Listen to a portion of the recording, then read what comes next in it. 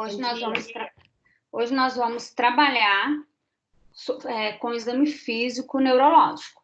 Nós precisamos recordar agora as propedêuticas do exame físico, que são a inspeção, a palpação, a percussão e a ausculta. Nunca esquecendo que, antes de iniciar o exame físico, o enfermeiro ele precisa conquistar a confiança deste paciente. Então, nós também temos a nossa anamnese, ok? Vamos começar. Quais são os objetivos da avaliação neurológica?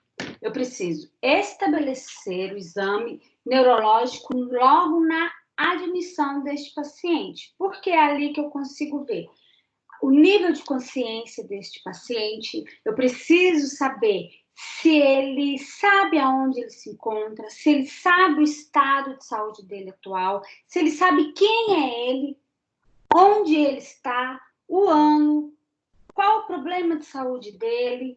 Eu preciso identificar as disfunções presentes no sistema nervoso, determinar o efeito dessas disfunções na vida diária deste paciente. Por quê? Porque o paciente pode se esquecer de fazer algumas atividades que são rotineiras, pode esquecer a família, pode esquecer dos dias atuais.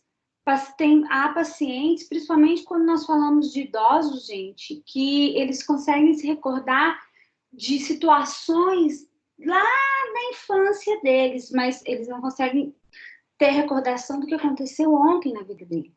Detectar situações de risco de vida.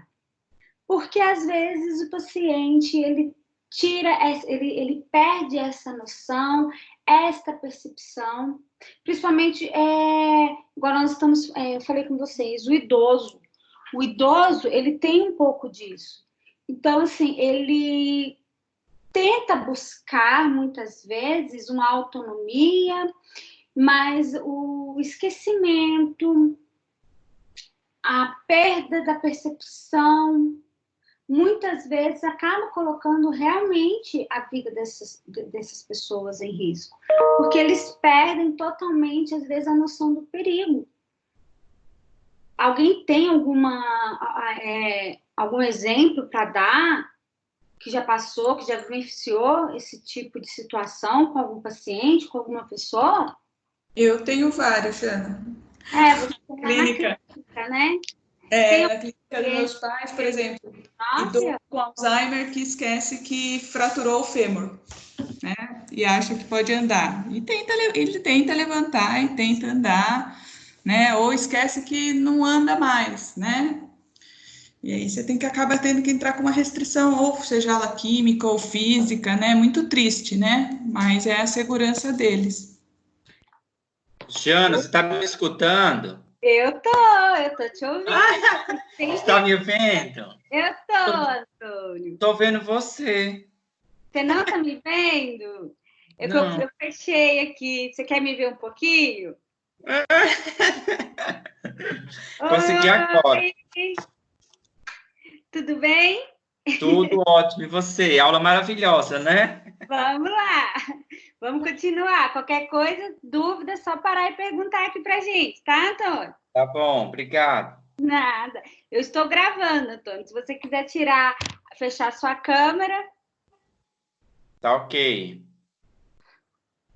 Então, pessoal, vamos continuar aqui um pouquinho.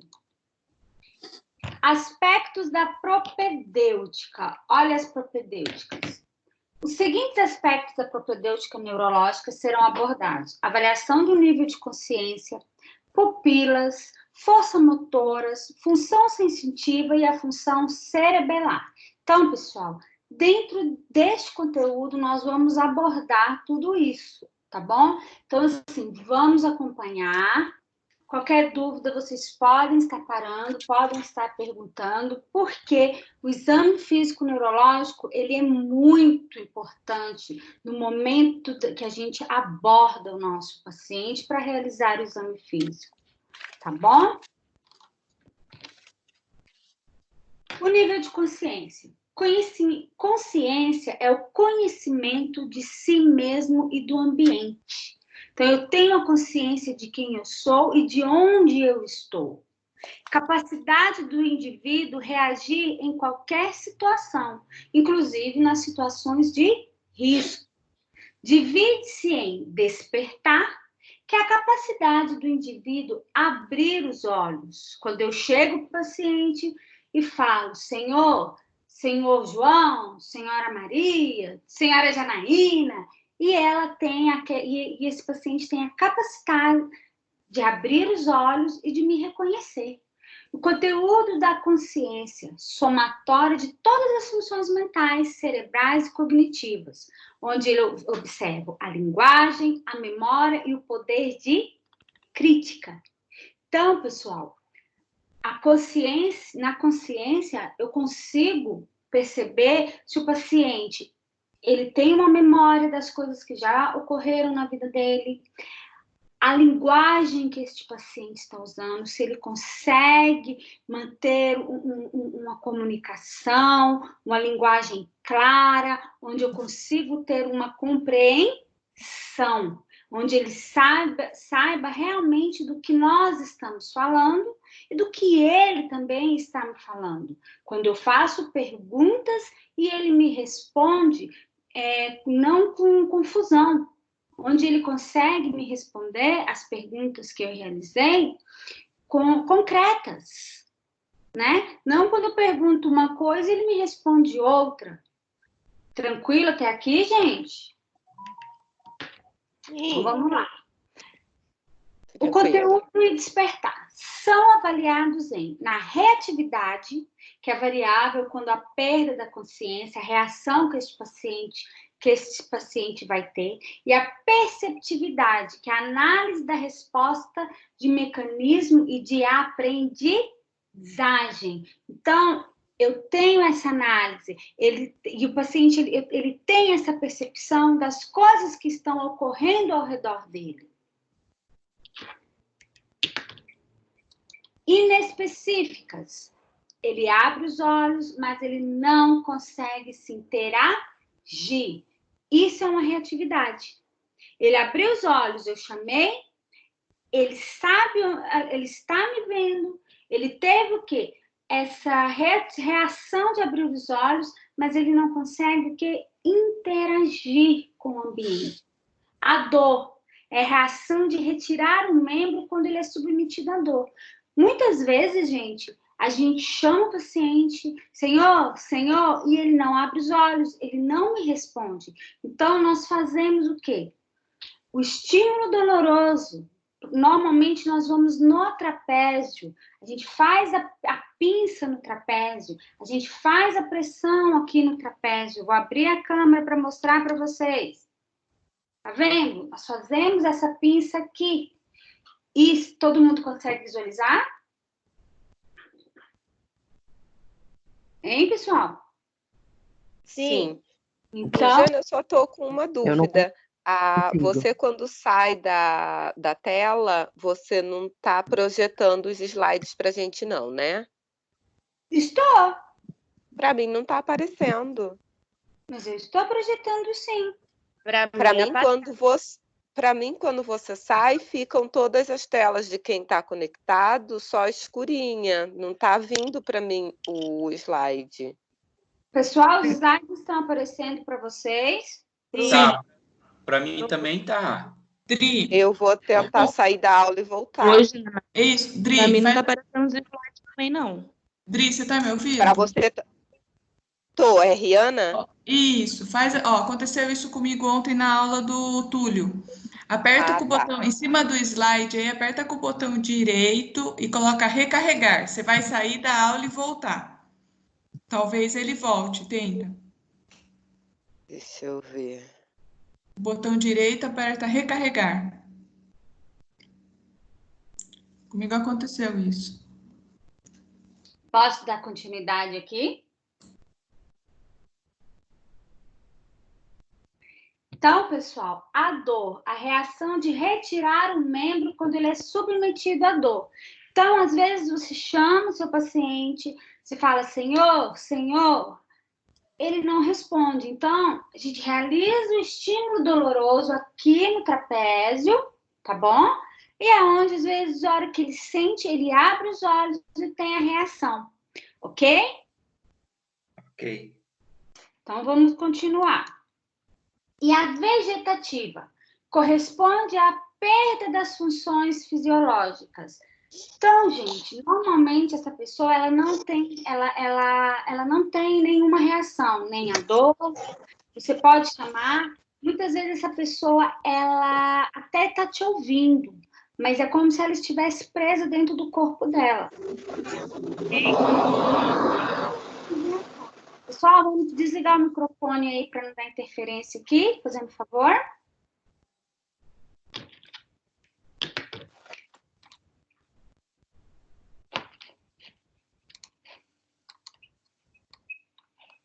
Vamos lá. Os estímulos. Os estímulos verbais, eles podem ser verbais, ruídos e dor. São utilizados para a obtenção de respostas que podem ser a abertura dos olhos, a verbalização, que é a resposta mais complexa, ou a movimentação. Quando eu peço para o paciente, o senhor está me ouvindo? Se o senhor está me ouvindo, por favor, aperta minha mão, mexe com o dedo, mexe com o pé. Porque às vezes ele está me ouvindo, mas ele não consegue abrir os olhos, nem consegue verbalizar comigo. Porém, quando a gente fala, o senhor está me ouvindo? Se o senhor estiver me ouvindo, aperta minha mão. Ele consegue, às vezes, fazer essa movimentação. Então, pelo menos, eu sei que aquele paciente, ele está com a percepção de tudo que está acontecendo ao redor dele. Por isso que eu sempre digo, pessoal, a gente tem que tomar muito cuidado com o que a gente fala diante de um leito do paciente. Porque, às vezes, o paciente, a gente acha que ele está sedado, ele pode estar sedado, ele pode estar numa pós-anestesia.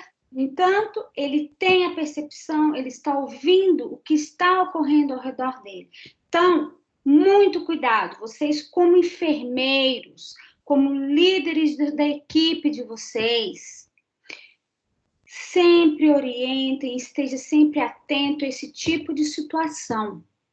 Porque quando esse paciente acordar, ele pode reconhecer vocês pela voz, e ele pode lembrar, sim, tudo que foi dito enquanto ele estava em coma induzido, muitas vezes, ok? Muito cuidado. Continuando. Os estímulos auditivos e táteis. O auditivo inicia-se com um tom de voz normal, avaliando o nível de orientação do cliente. Então, eu sempre começo, senhor, então eu estou com um tom de voz normal. Na medida que eu vejo, eu falo um pouco mais alto. Senhor, e eu chamo pelo nome. Eu sempre procuro chamar pelo nome. Porque nós estamos falando aqui de seres humanos.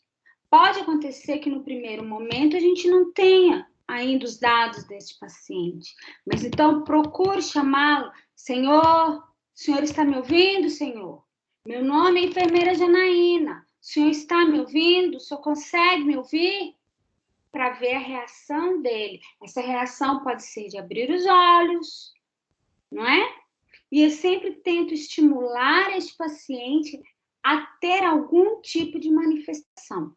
E o estímulo tátil? Inicia-se com um leve toque sobre o braço, chamando pelo nome. Se não houver resposta, aplica-se o estímulo doloroso. Então, pessoal, eu chamei, senhor, isso eu coloco a minha mão no braço deste paciente, estou chamando ele e estou balançando, devagar, tá, gente? Não me vá sacudir o paciente. Senhor, não respondeu, eu vou e aplico o estímulo doloroso nesse paciente. O que eu espero quando eu faço esse estímulo doloroso? Eu espero que ele já leve a mão e tente o quê? Retirar.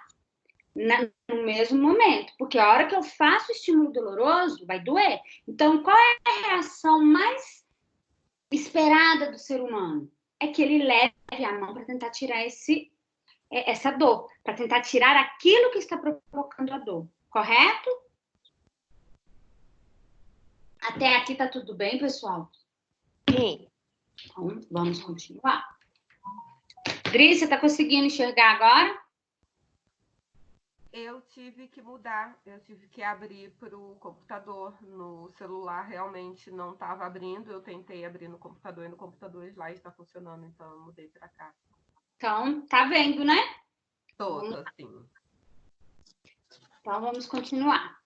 Olha aqui, pessoal, a resposta do estímulo doloroso. Vocês estão vendo aí na foto? O profissional, ele está com a mão no ombro, não tá? Ele chamou, ele não respondeu. Então, vamos o quê? Realizar o estímulo doloroso, tá bom? A esperança que eu tenho é que a hora que eu faço esse estímulo doloroso, o paciente leve a mão para tentar retirar o estímulo. E o nível de consciência? Existem estados de alteração da consciência representando depressões maiores ou menores no córtex cerebral. Perda das funções mentais mais complexas e desenvolvidas, como a linguagem e o processamento de informações. Gente, o processamento de informações, talvez vocês já tenham visto isso em algumas pessoas, até mesmo pessoas que são dependentes de opioides, de medicações, que, por exemplo, pessoas com depressão muito forte, com esquizofrenia, que são dependentes de medicações. Então, assim, muitas vezes a gente conversa com essas pessoas, pode ser jovens, são jovens, e elas têm essa dificuldade de processar as informações que chegam até elas. Então, assim, a linguagem... Alguém mexeu nos slides, não mexam, pessoal, por favor, tá bom? Tem aqui outro, não mexam, por favor. Então, tá, a perda da função mental mais complexa. Então, a linguagem, a gente tem que observar muito a linguagem dessa pessoa, ver se essa pessoa não está dislálica, que quando ela já começa a falar totalmente enrolado, não começa a falar coisa com coisa, e não começa a processar as informações. Você faz uma pergunta, ela te responde outra. Você faz um questionamento, ela não consegue assimilar aquilo que você está falando. Então, assim, a gente tem que estar sempre observando. E quando você observa isso, então, chegou o paciente para você, foi algum acidente, foi alguma queda, bateu com a cabeça. Porém, a gente também tem que observar quando chega as pessoas deambulando, quando chega a pessoa acompanhada, que ela chega deambulando, ela chega contactuando. Porém, quando ela está contactuando, que é conversando, a gente tem que estar observando para que lado essa conversa está indo. E aí, a hora que a gente entra com a nossa anamnese também, perguntando se toma alguma medicação, se tem alguma patologia de base, se tem qual é o estado clínico dessa pessoa, o diagnóstico, se ela tem algum diagnóstico de alguma outra patologia, entendeu? Então, assim, a gente tem que perguntar. A gente não pode ser tímido com questões para perguntar sobre o nosso paciente. Por quê? Porque ele é nossa responsabilidade. Então, a partir do momento que ele entrou ali, eu tenho que cuidar desse paciente, eu preciso conhecer ele. E para que eu possa conhecer ele, eu tenho que realizar uma boa anamnese. Quando eu faço uma boa anamnese, eu pego toda a parte familiar também. Eu vou fazer perguntas para a família. Se eu percebo que essa pessoa não consegue processar a informação e também não consegue desenvolver uma linguagem adequada para que a gente possa ter um diálogo e ele possa me responder, entendeu? Fielmente as questões que eu preciso levantar, certo? Então, vamos continuar.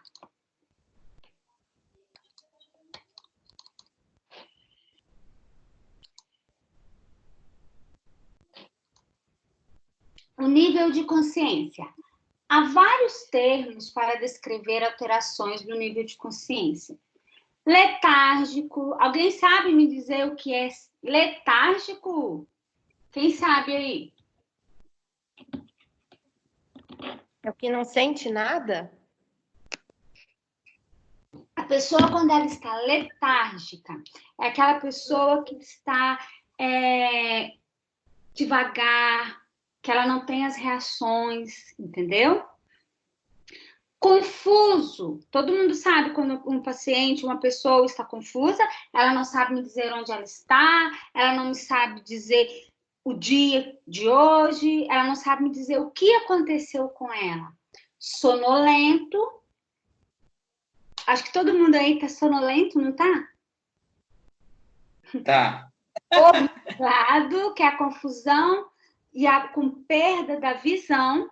E o torporoso só demonstra estímulo se for exposto à dor. Então, aquele paciente que eu chamei, Senhor, Senhor, e ele não me respondeu. E aí, eu apliquei o estímulo doloroso, esse paciente eu considero ele como torporoso, ok? Vamos lá. Aqui, pessoal, eu tenho que estar muito atento. Por quê? Porque nós vamos falar um pouquinho da descerebração. Então, o que acontece? Quando vocês estão vendo a posição que este paciente se encontra, vocês estão vendo que ele está com os pés totalmente esticados e com os braços também totalmente estendidos? Vocês conseguem? Eu quero que vocês analisem a foto deste rapaz. Vocês estão vendo? Então, assim, observem, ele está com o braço totalmente estendido e com os pés também. Então, isso daí é um sinal claro quando o paciente tem descerebração.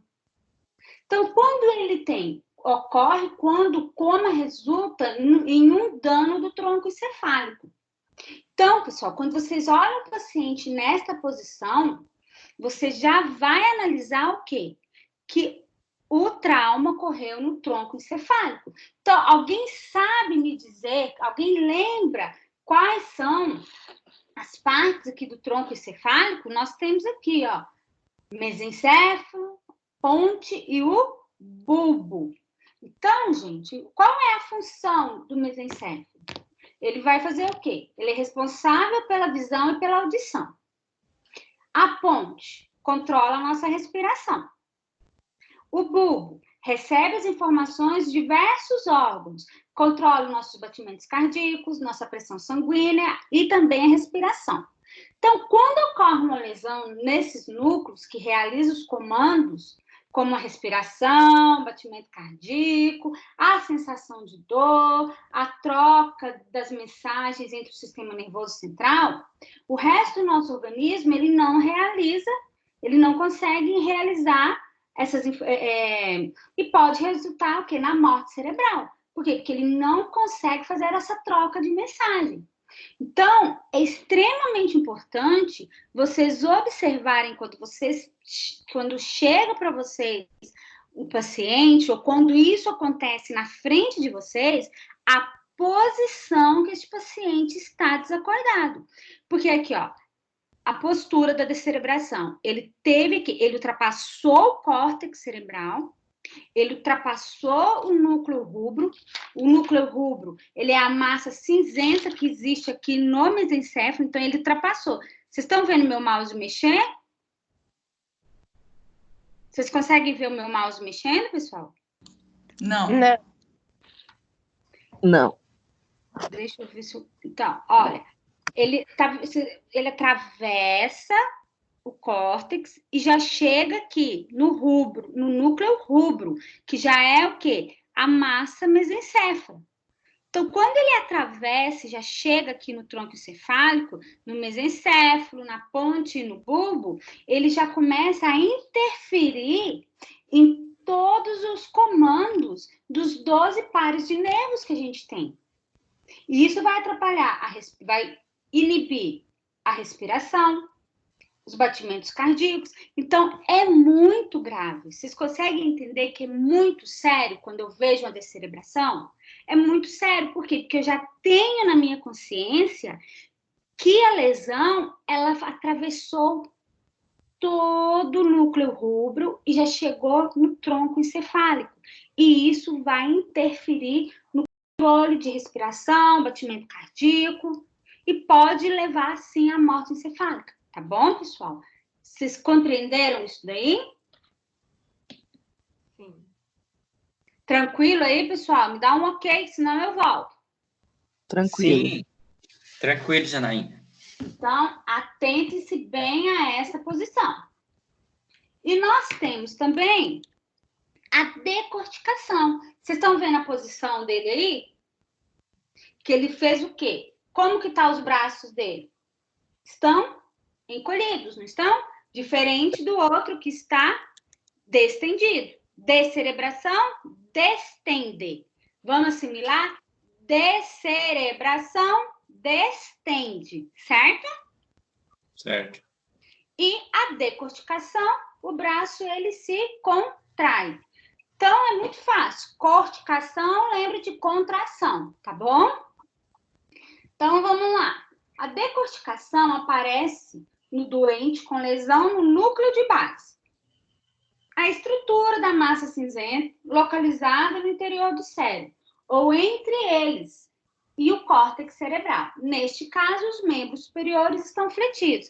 Então, pessoal, pode ver aqui onde está aqui a gravura, postura de decorticação. Tem o córtex cerebral e tem a lesão. Ele não atravessou o núcleo rubro, ou seja, ele não chegou ao tronco encefálico.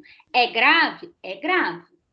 Tá bom? Mas aqui, quando eu vejo esta posição, pelo menos o que eu vou assimilar? Não chegou ao tronco encefálico. E isso me ajuda a identificar o quê? Que eu não tive a lesão nem no mesencéfalo, nem na ponte, nem no bulbo. Ele permaneceu na região do córtex. Tranquilo até aqui? Tranquilo. Então, vamos esquecer desse desenho? Nunca, né? Não. Tá bom. Agora, todo mundo que já ouviu falar da escala de coma de Glasgow? Quem já ouviu falar da escala de coma de Glasgow? Eu já. Gente, eu já tô achando que eu tô na sala de aula, vocês estão reparando, né? Eu já estou, assim, achando que eu tô na sala de aula. Eu, Jana, já ouvi falar sobre a escala de Glasgow. Então, vamos lá. Quais são as variáveis da escala de coma de Glasgow? Eu tenho abertura ocular, a resposta verbal e a resposta motora. Então, pessoal, para cada variável, eu vou ter um score. Então, por exemplo, na abertura ocular, ela pode ser espontânea, quando o paciente já está com os olhos abertos. Pode ser a voz, quando eu dou o comando, Senhor, e ele abre os olhos. Pode ser a dor, quando eu faço o estímulo doloroso que nós vimos lá atrás, ou pode ser nenhuma. Então, vocês olham ali os scores, por exemplo. A espontânea, quando eu chego na espontânea, o paciente já está com os olhos abertos, anota, o score dele vai ser 4. Quando ele reage ao comando da minha voz, que eu falo, Senhor, qual é o score? É 3. A dor é 2 e nenhuma vai ser 1.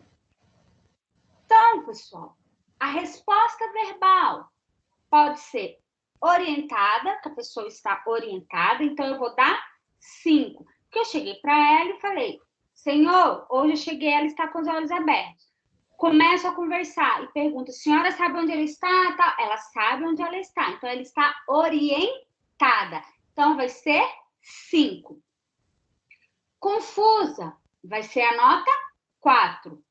Palavras inapropriadas, eu pergunto uma coisa, ele me responde outra. Eu vou dar a 3. As palavras incompreensivas, onde eu não consigo compreender o que ele quer me dizer, eu vou ter um score de 2. Ou nenhuma, que vai ser 1. Resposta motora. Ela obedece aos comandos, onde eu peço para estar levantando um membro, peço para estar fazendo alguma... eu estou pedindo e ele está obedecendo. Então, eu vou ter a nota 6. Localiza a dor. Que eu perguntei aonde está doendo, ele sabe me dizer onde está doendo. É 5. Faz o movimento de retirada, porque eu perguntei, ele não me respondeu, e eu fui e fiz o estímulo. E ele foi e tentou retirar. Flexão anormal ou extensão anormal, que nós vimos agora na descerebração e na decorticação, correto? Ou nenhuma. Então, pessoal, quando eu faço, eu coloco em prática a escala de Coma de Glasgow, o que a gente tem que estar muito ciente? Da somatória. Então, eu preciso ter em mente para mim esses scores. Por quê? Porque eu preciso ter a somatória. Estão vendo embaixo que eu coloquei total máximo, total mínimo e intubação? Então, o total máximo dessa somatória vai dar 15. O total mínimo vai dar 3. Porém, quando eu faço essa somatória e ela já me dá abaixo de 8, eu já vou considerar esse paciente em coma. E aí, esse paciente ele vai ser intubado. Por quê? Porque ele não tem condições de respirar por si só. É um paciente que está inconsciente. Ok? Então, o paciente com intubação, com score abaixo de 8, já é um paciente que vai para o tubo. Todo mundo entende quando eu falo que ele vai para o tubo? Quando o paciente é intubado, quando ele não consegue manter o padrão respiratório sozinho, não é? Então, ele precisa do quê? Ele precisa de ventilação mecânica para realizar essa respiração por ele, entendeu? Posso continuar, pessoal? Pode. Pode, Jana. Estão entendendo até aqui? Tá tranquilo? Tá normal? Sim, tranquilo. Só uma pergunta. Ok. Então, os scores, eles são de acordo com a quantidade de possibilidades que eu tenho, né? Então, abertura ocular eu tenho 4, então vai de 4 a 1. Resposta verbal eu tenho 5, vai de 5 a 1. É isso, né? Sim. Resposta motora eu tenho 6, de 6 a 1. Isso mesmo. Tá. Isso mesmo. A gente tem sempre... Deixa eu ver. Vocês estão me vendo aqui? Sim. Então, lembra aqui, ó. Não consigo te ver, Janaína. Eu também Eu acabei não. de colocar. Eu acabei de descobrir que no Agora meu eu tô te computador vendo. só tem um slide. Então, vamos lá. Eu ainda só consigo ver o slide. Resposta também. ocular, 4, certo? Resposta verbal, 5. E a resposta motora, 6. Ok? Então, para não esquecer as variáveis, ocular, verbal, motora. Certo? Certo.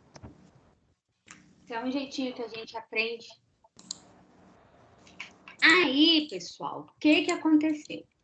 As pupilas agora, elas entraram para ser avaliadas também na escala de Coma de Glasgow. Então, como que funciona? Vamos aqui. Quando as pupilas estão inexistentes, nenhuma pupila reage ao estímulo de luz. Por quê? Porque quando eu jogo a luz na pupila, qual é a reação que eu espero, pessoal? É que essas pupilas, elas se contraiam, correto? Quem aqui, às vezes, acorda à noite e acende a luz, e aí vem aquele escuridão, aquele mal-estar, parece que tudo fica escuro, depois volta. Já aconteceram isso com vocês? Já. Por quê? Porque quando você estava dormindo, a sua pupila ela estava dilatada. E a hora que eu acendi a luz, ela reagiu e se contraiu. Então, eu dou nota 2 quando a pupila não tem nenhum estímulo, certo? Quando eu joguei a luz e nenhuma das duas estão fotorreagentes. O que é fotorreagente? É quando ela está reagente à luz. Eu dou nota 1 para quando somente uma das pupilas reage à luz.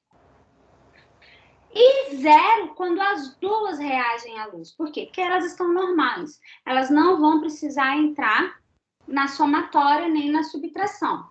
Entendeu? Então, vocês vão entender agora como é que ela vai entrar. Tá bom? Avaliação pupilar. Durante a avaliação das pupilas, deve ser observado e anotado o diâmetro e a forma de reação à luz. Por quê? Porque o que eu espero é que as duas estejam fotorreagentes. Quando eu falo pupilas fotorreagentes, é que elas estão reagentes à luz.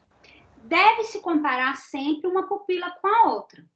Então, ela pode ser anisocórica ou isocórica. Então, gente, com muita calma, vamos lá. As pupilas anisocóricas. Uma pupila é maior do que a outra. Então, por exemplo, eu joguei a luz nessa pupila. Uma pupila reagiu e a outra não. Então, elas estão anisocóricas. Por quê? Porque elas não estão com tamanho normal, não estão iguais.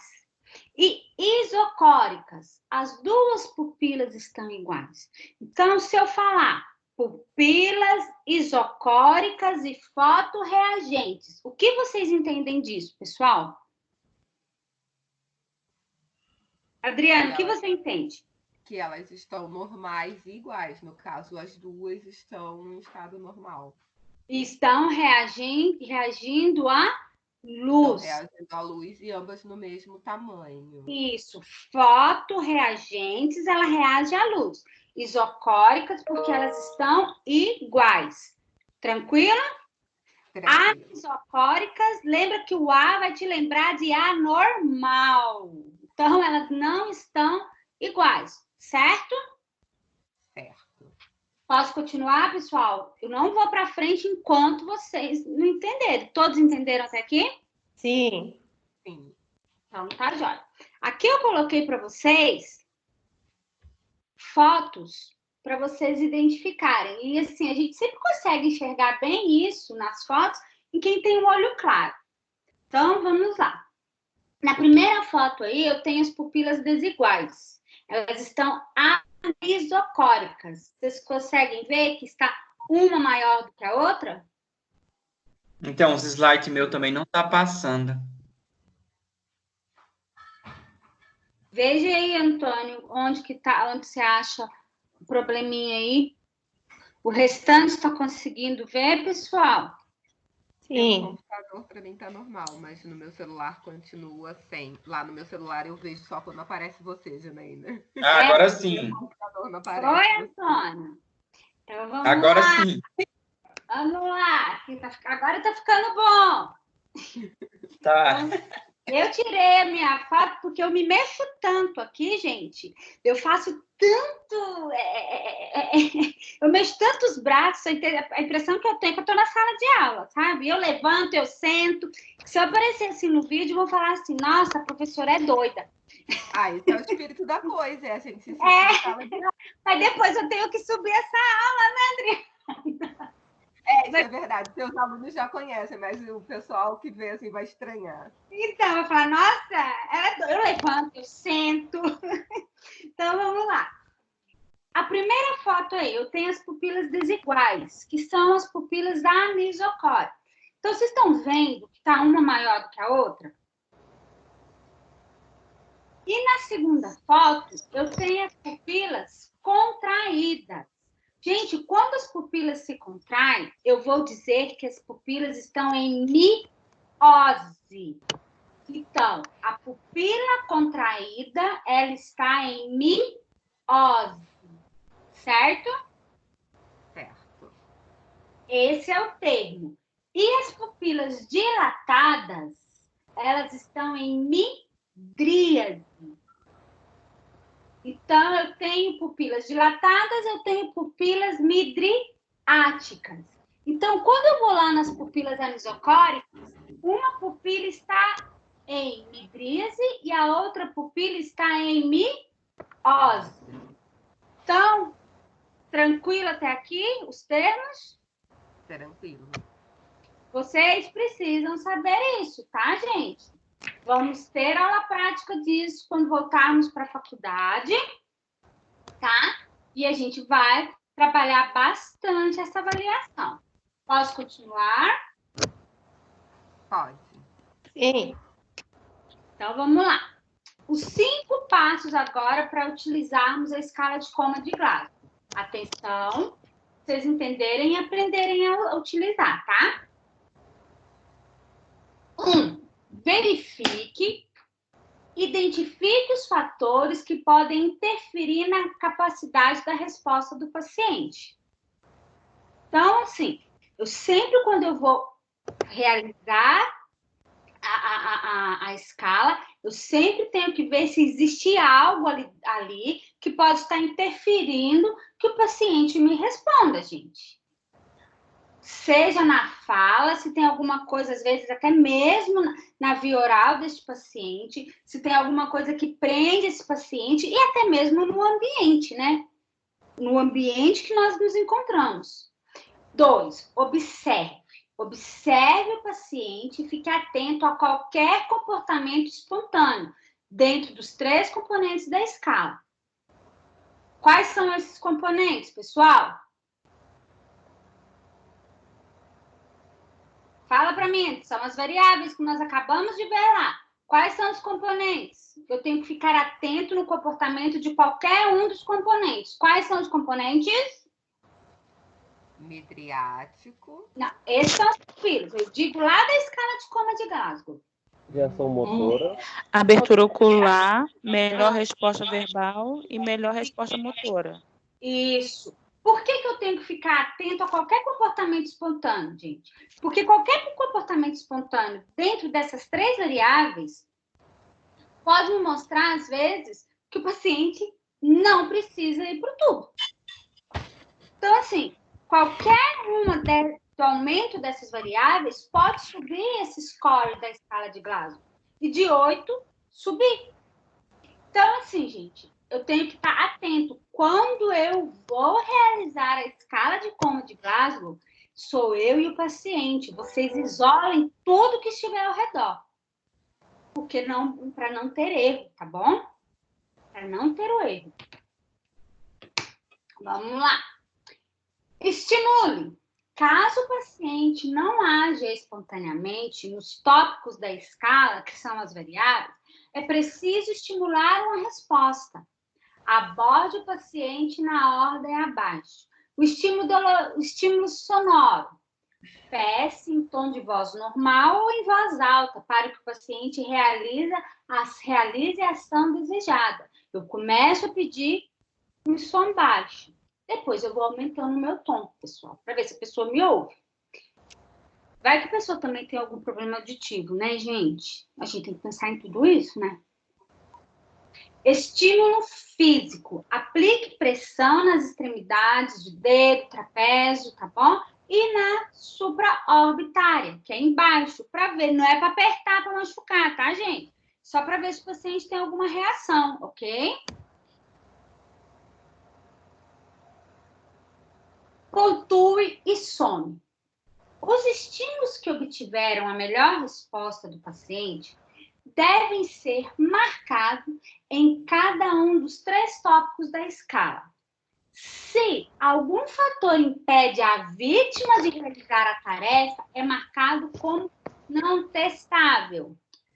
A resposta corresponde a uma pontuação que irá indicar de forma simples e prática a situação do paciente. Por exemplo, se eu pedir para ele abrir o olho, ele abriu. Então, qual é a abertura ocular? Qual a nota que eu dei? Foi 4. A verbal foi 2. A motora foi 1. Que vocês lembram lá do score lá que eu coloquei para vocês? Então, cada comando que eu dei para ele, eu vou dar uma nota. Então, aqui eu tive abertura ocular 2, abertura ocular 4, resposta verbal foi 2 e a resposta motora foi 1. Significado relativamente da nota para abertura ocular, verbal e motora foi igual a 7. E aí, pessoal? A nota foi 7. O que vocês indicam? Intubar. Intubação. Foi baixa, não foi? Foi baixa. Então, foi baixa. Então, vamos lá. Aqui vocês entenderam como que foi feita essa somatória? Sim. Sim. Aí agora que vai entrar as pupilas, porque essa atualização ela aconteceu em 2018, pessoal. Então, isso daqui agora já está sendo cobrado. Porque em 2018 entrou a avaliação das pupilas na escala de Coma de Glasgow. Então, o que nós vamos fazer? Nós vamos suspender as pálpebras desse paciente com muito cuidado. E vamos direcionar o foco de luz para essas pupilas. Por quê? Porque eu vou esperar que ela reaja à luz, não é? Então, vamos lá. Registre a nota correspondente à reação ao estímulo. Este valor vai ser subtraído da nota obtida anteriormente, gerando um resultado final mais preciso. Então, eu vou voltar o slide aqui. Vamos tentar recordar lá na avaliação das pupilas. Se as duas pupilas reagiram à luz, qual que é a nota? É 0, não é? Sim. Se uma pupila reagiu à luz e a outra não, qual é a nota que eu vou dar? 1. E se nenhuma das pupilas reagiram? 2. Nota 2. Então, vocês viram que aqui eu falei o que para vocês? Que a nota da pupila é subtraída à nota da somatória, da abertura ocular, da resposta verbal e motora? Não foi? Sim. Então, vamos trabalhar aqui comigo. Se a resposta aqui, o resultado foi igual a 7, e vocês foram ver a pupila, foram avaliar a pupila desse paciente, e viu que nenhuma das pupilas reagiram à luz, o que vocês vão fazer com essa nota 7 aqui? 7 menos 2? Subtrair 2. Isso, 7 menos 2. Então, qual vai ser o resultado? Vai ser 5. Por quê? Porque nas variáveis abertura ocular, resposta verbal e resposta motora, eu somei, não somei? Uhum.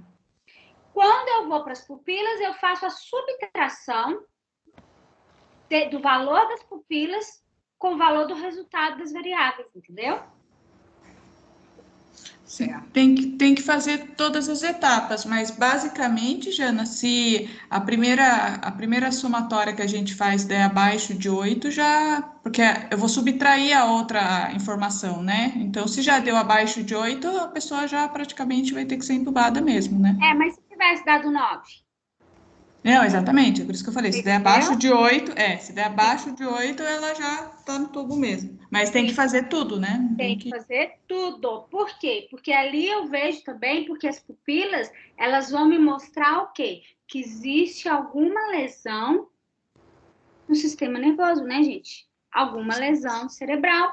Ou, porque neste caso, porém, pode chegar paciente para vocês com as pupilas totalmente em miose, que vocês vão olhar e vocês vão perceber que a pessoa o quê? Talvez usou algum tipo de entorpecente. Porque tem muito entorpecente que a hora que a pessoa faz uso, as pupilas fazem o quê? Se contraem. E tem também drogas que a pessoa faz uso e a pupila faz o quê? Dilata.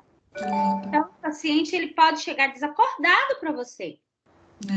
E aí você vai avaliar essa pupila. Então, assim, se você chegou um paciente desacordado para você, porém, ele está desacordado, mas você observou que todas as variáveis, a variável, por exemplo, você fez a somatória, deu uma variável de 11, só um exemplo. Sim. Então, o que acontece? A hora que você olha a pupila, você vê que tem pupila, que as duas pupilas estão contraídas, ou que as duas pupilas estão dilatadas, ou que só uma responde, a gente já imagina que ou teve alguma lesão ali na região, ou foi o uso de alguma substância, né? Certo. Então, posso continuar aqui, galerinha? Pode. Então, vamos lá. Então, vamos fazer a interpretação da escala de Como de Glasgow agora. A pontuação, ela vai de 3 a 15, certo? Então, tá. De 3 a 8, eu tenho alteração neurológica grave. Eu chamo de trauma crânioencefálico grave, que a gente fala TCE. Vocês vão ouvir muito esse termo, TCE. De 9 a 11, eu tenho alteração neurológica moderada. E de 12 a 15, eu tenho alteração neurológica leve, que é um TCE leve, que não teve nenhum dano muito grave. Porém, esse paciente precisa ficar em observação, pessoal. Por quê? Porque a partir do momento que eu tive um trauma craniano, um trauma crânioencefálico, esse paciente ele tem que ficar em observação. Aquilo que a gente, às vezes, vê que fala, a pessoa caiu, a criança caiu, a pessoa caiu, bateu a cabeça, tem que ficar em observação. Tem que estar em observação. Por quê? Para ver se esse trauma depois não faz o quê? Não evolui. Que pode acontecer, que a gente já viu muito isso, né? Então, pessoal, aqui eu tenho a escala de Como de Glasgow, mas ela é pediátrica. Por que eu tenho que ter a pediátrica?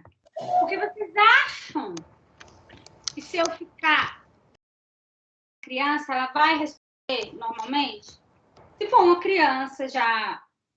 Primeiro que a criança fica agitada, ela fica com medo, ela às vezes, quando ela tá ativa, ela quer a mãe, ela chora. Então, todos esses sinais, eu preciso estar atenta, porque tudo vai somar pontos para mim.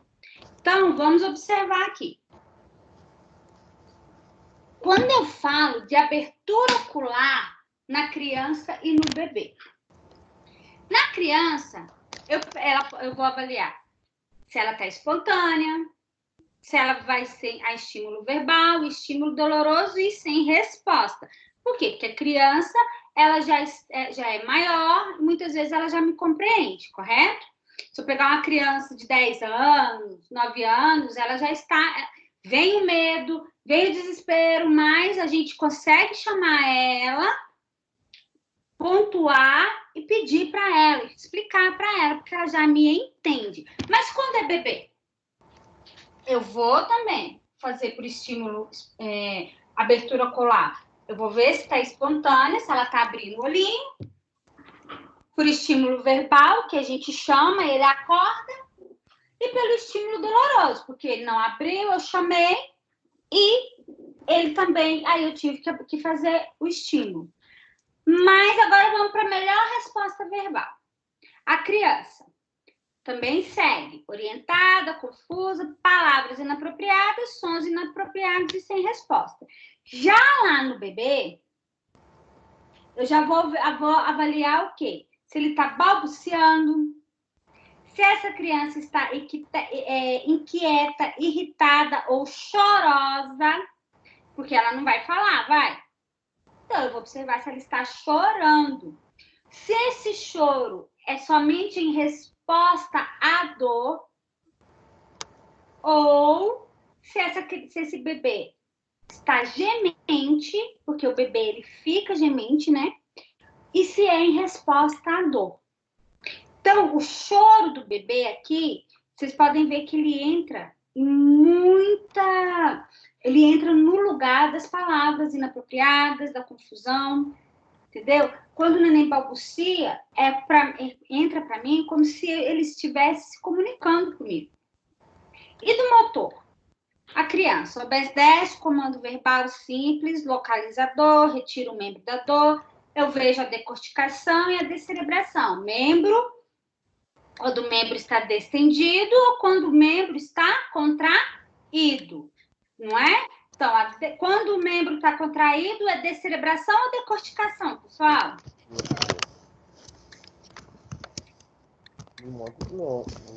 Não. Decorticação. E quando está distendido, é descerebração. Tá. E o bebê? Ele move-se espontaneamente e intencionalmente, então, porque ele não fica parado, né, gente? Retira o membro quando eu coloco a mão. Criança adora, bebê adora fazer isso, né? Retira o membro à dor. E também eu observo a decorticação e a descerebração, quando esse paciente já está inconsciente.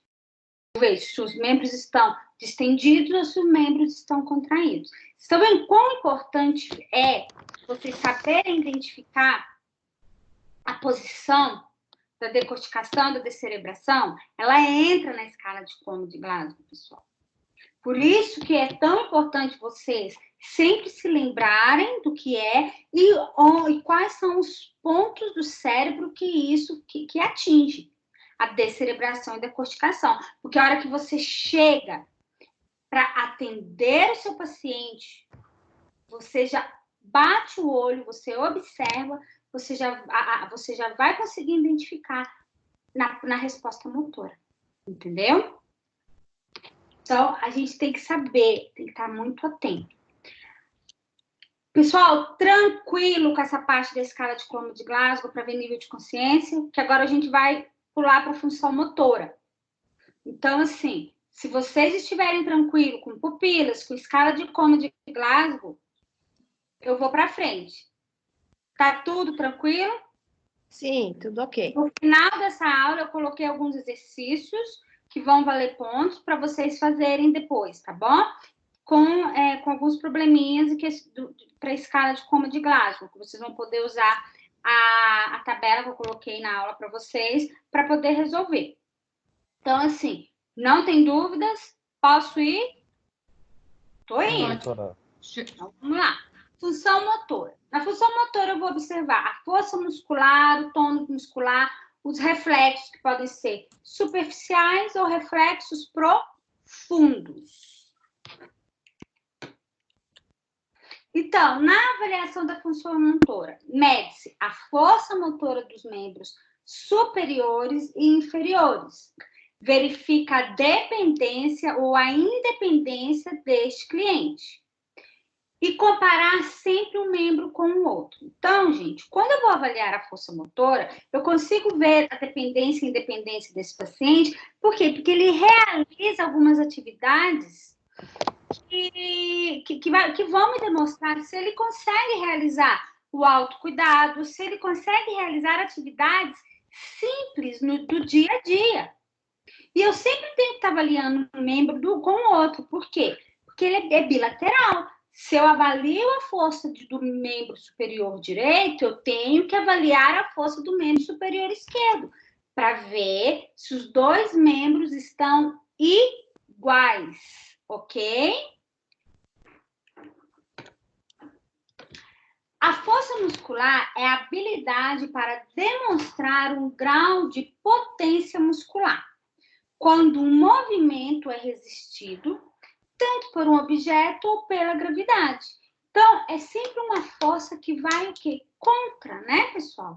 Que é onde eu consigo colocar a força do meu corpo, a força do meu músculo contra o quê? Contra um objeto ou até mesmo pela própria gravidade. Por quê? Porque nós estamos exercendo a todo momento a força dos nossos músculos, a força do nosso corpo para realizar atividades simples. A fraqueza muscular, que é a redução do potencial desse músculo, também tem que ser avaliada, pois ela interfere diretamente em qualquer atividade e desempenho do nosso paciente. Então, assim, se o paciente não consegue estar realizando atividades simples, porque ele não consegue levar a mão para poder segurar um copo, se ele não consegue ficar muito tempo em pé, se ele não consegue fazer atividades diárias, onde essas atividades promovem o próprio autocuidado, isso tudo precisa ser muito bem avaliado. Por quê? Porque isso vai interferir no dia a dia dele. Ele vai ter um déficit de autocuidado aí. Certo? Tranquilo? Posso ir? Tranquilo. Então, vamos lá.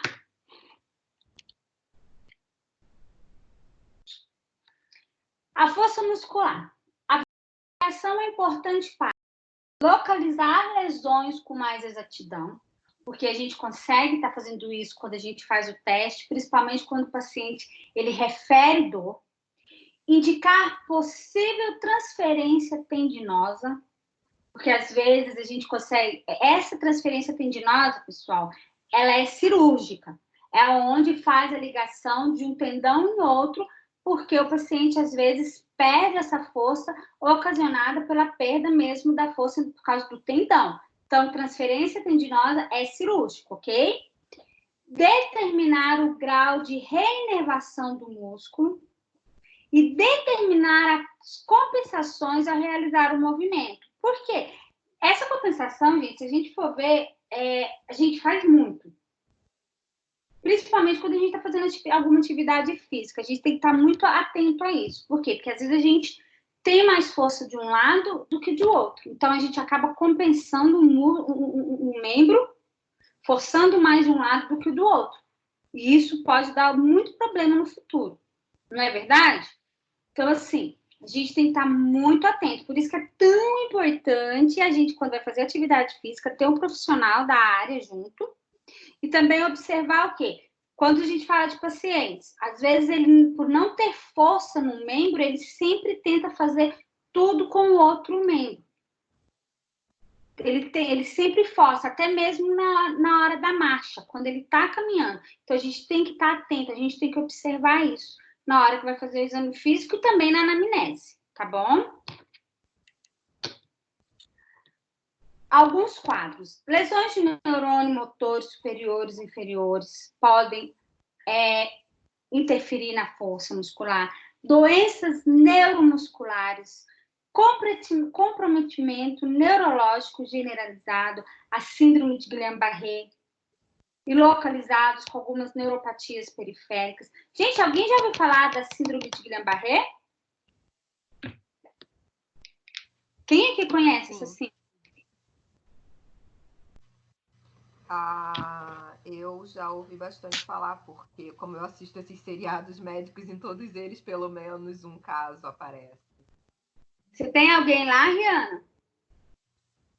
Com esse diagnóstico? Não. Não? Não. Você sabe me dizer o que acontece na síndrome de Guillain-Barré, pessoal? Quem sabe me dizer?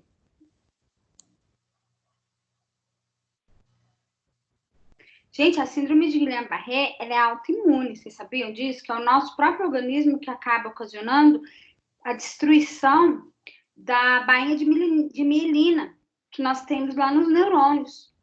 Então, assim, o nosso próprio organismo, ele acaba fazendo essa destruição, ela é autoimune. Olha para vocês verem como o nosso corpo, o nosso organismo, eu falo que o nosso corpo é muito doido, né, não, gente? Imagina uma doença que o meu organismo acaba provocando ali.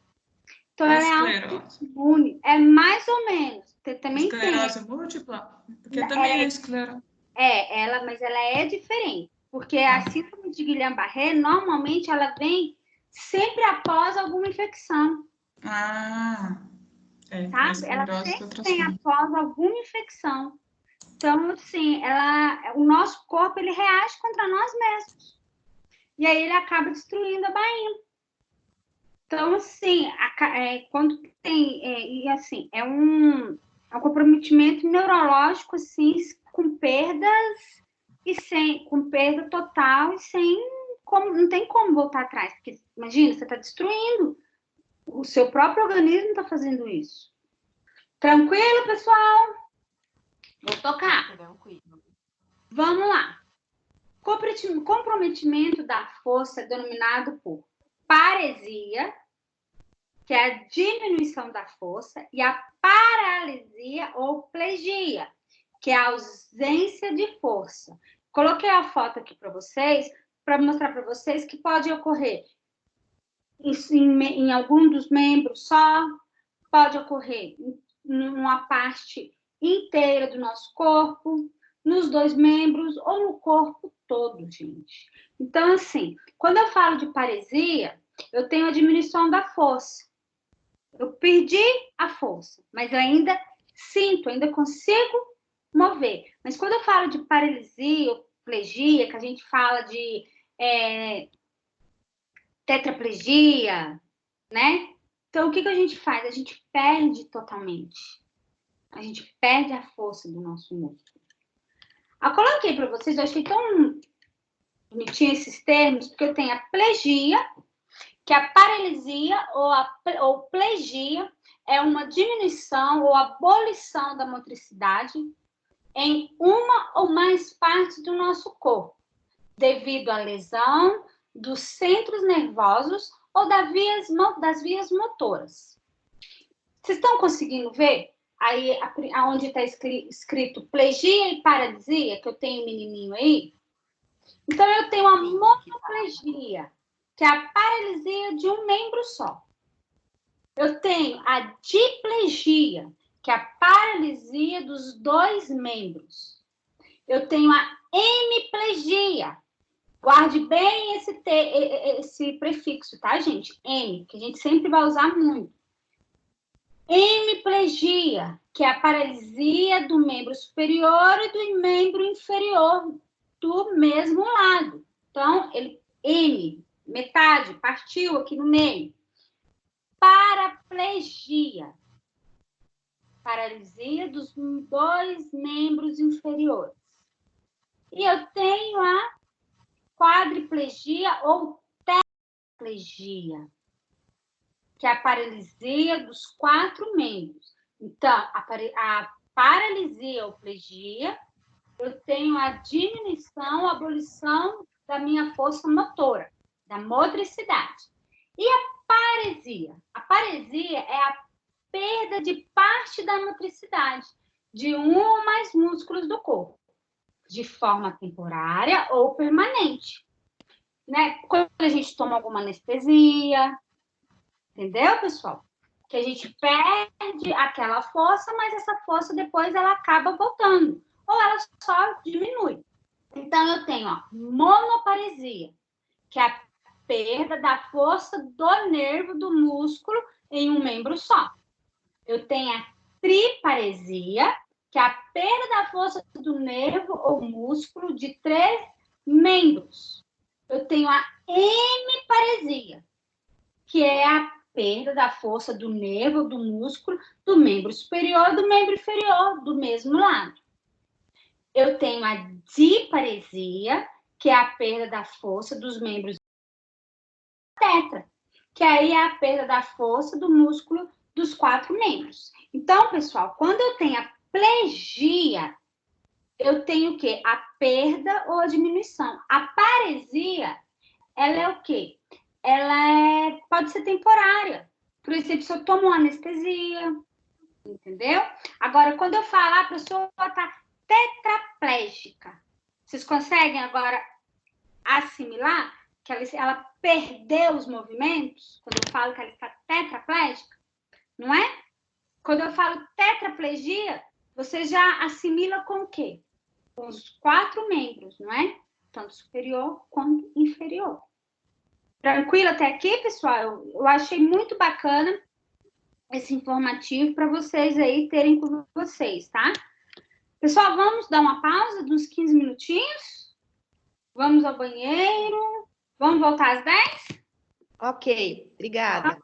Às 10 horas a gente retorna. Beijo! Beijo. Beijo.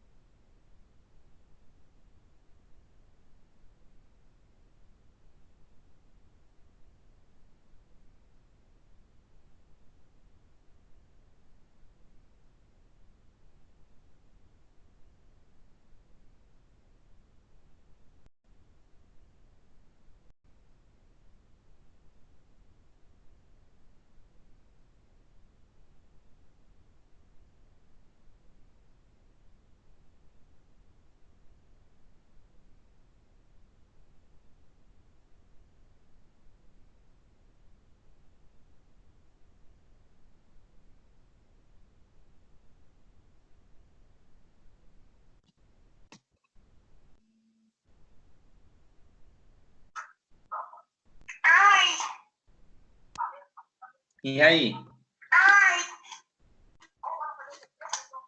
Oi. Terminou de arrumar tudo? Terminou de arrumar tudo? Ainda falta a cozinha, não trabalhei essa semana, não. Não? Ainda falta passar roupa.